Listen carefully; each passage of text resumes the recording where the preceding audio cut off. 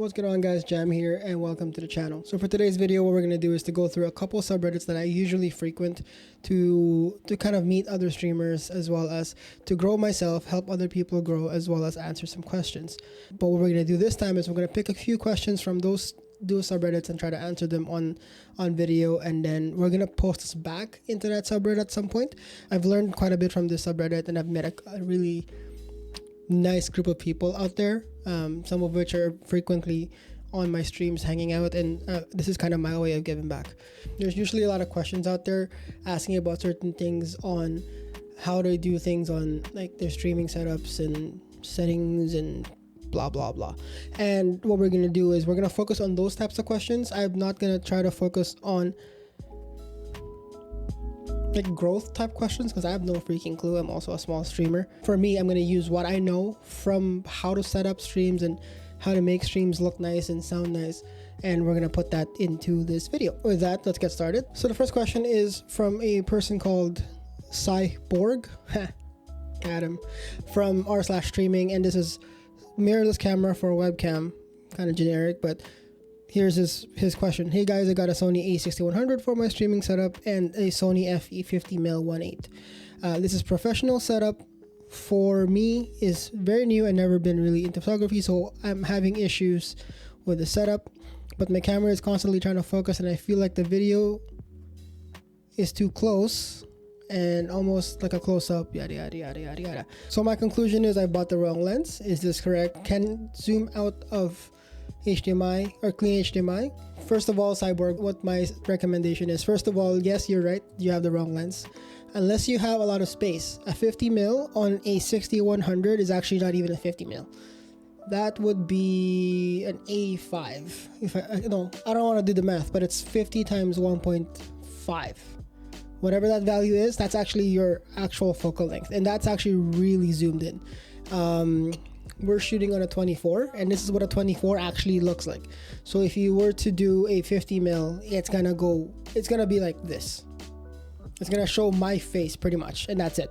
And you don't want that, especially when you're trying to make a scene look great for your stream, because unless it's a face cam where it's just like your gameplay and then your face, then yeah, that's fine. But if you're trying to make a just chatting or like a intermission scene where you're just talking to the camera to your chat, then you don't want to do that because you want to see more of you, not just your face.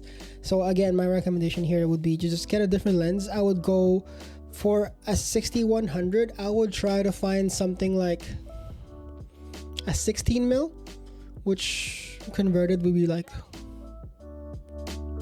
just under 30mm or 24mm, I believe, if my math holds up. And in which case, go ahead and do that. That way you have less of the zoom, and you have a lot more wide angle for your shots. And then second piece was the zooming in, the focusing in and out kind of situation. You can only do so much with that. Your camera can autofocus, but then if the camera is always hunting for your face, that's gonna be a problem no matter what. Like there's nothing you could do on your scene if your camera is just confused. My recommendation for that is actually to turn off focusing altogether. Focus it to yourself, wherever you're gonna sit. Leave it there and turn it off. Not all cameras can focus fast enough. For example, certain older Canon cameras can't focus to save their life. This one is capable of doing that, so I could be like in focus right here, and I go put my lens cap in front, and it'll focus on the lens cap, and then move back, and it goes back to me. And that's something that is obviously what you get the higher tier you get on the camera. So just to make your life easier, turn off focusing altogether and then leave it focused on where you are. So the only disadvantage for you is when you're trying to do kind of like I said, you're putting something in front of the frame, you won't be able to focus like that because it'll stay focused on your face. Oh, and to answer the question about clean HDMI, you can't do a zoom out on that, man. Like whatever your camera can see is what you get. And that's the reason actually why clean HDMI was created, is to really, whatever the camera sees will come out of the HDMI port. That's the reason why that feature was created.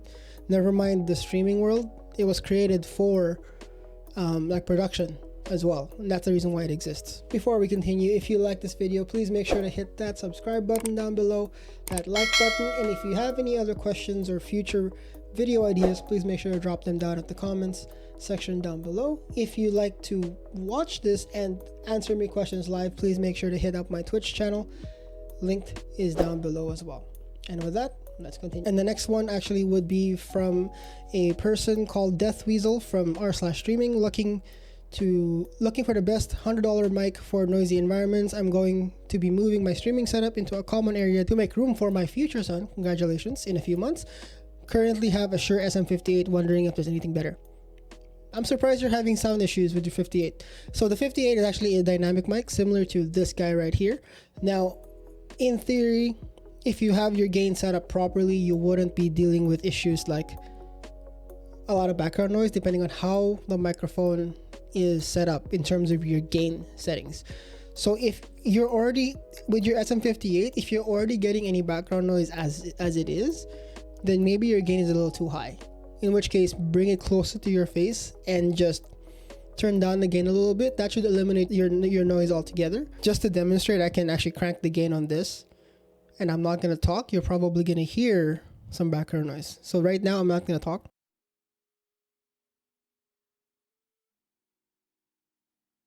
And now we're I'm gonna turn the gain all the way to max, and then I'm gonna stop talking.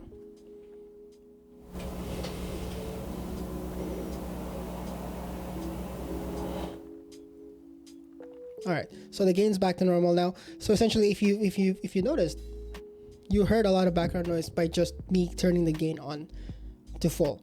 So if you're getting a lot of background noise with your 58, I'm imagining that you're probably quite up high on that gain level. So I would bring it down a little bit and bring it closer to your face, and that will eliminate your noise. But if you really want to get a $100 microphone for noisy environments, I would get a dynamic microphone at $100 US. This is kind of your best option at the moment. This is a Rode Pod mic. I got it for $140 Canadian, so it's probably going to be 100 something US, and that will be your best option. Mind you, it does require a bit more power to run. I have a cloud lifter in between this and my mixer, so that might be something you want to keep in mind as well. But very good choice, and I stand by my purchase. Also, to add to that, my previous video actually was talking about something similar to this. You can add a noise gate, and you can add a compressor, as well as, like I said, the gain. So I'll put the video on this side. You can go ahead and click that, and it will link you to my previous video, which explained a lot more about audio control. For the next question, it comes from T-Negosi. I don't know. Required internet for streaming. I'm pretty unclear about the stuff, so go easy on me, please. Yada yada yada. The question is more about what kind of internet or how fast your internet has to be able to sustain a stream. So one thing you want to think about here is most companies, when you buy internet from them, like an ISP, they would sell you on the download speed. As a streamer, what you want is the upload speed. Plain and simple, I would say something that has 10 megabits and up would be more than enough to handle a 1080p stream. Obviously, you want to make sure that there's more than you can really need, because you're not the only one probably using the internet. Like, your phone might be uploading stuff to like iCloud or something, and you want to give enough room for that. The moment you start saturating your upload speed, you run the risk of actually taking down your own full connection, because you're saturating the upload pipe too fast and the downloads pipe won't even happen. So that's typically very common on non-symmetrical connections like cable and DSL. If you have fiber, not a big deal. You have the same connection speed up and down, so you should be fine. And the next question comes from Goon_Prodigy. Wi-Fi or Ethernet, which is the best way to go for gaming? Plain and simple, Ethernet.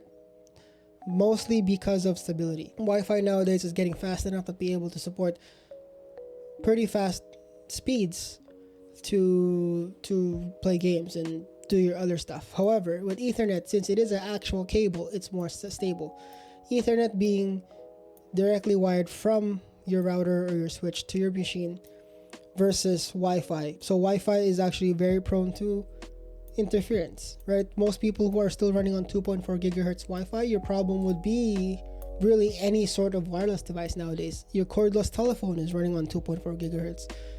A microwave can emit 2.4 gigahertz interference. A lot of other Wi-Fi devices, other routers in the building or in the area. So just to remove all of that out of the equation, or try to get your computer wired to the internet using an Ethernet cable, so you won't have that issue whether or not you're gaming, you're streaming. You need stability regardless.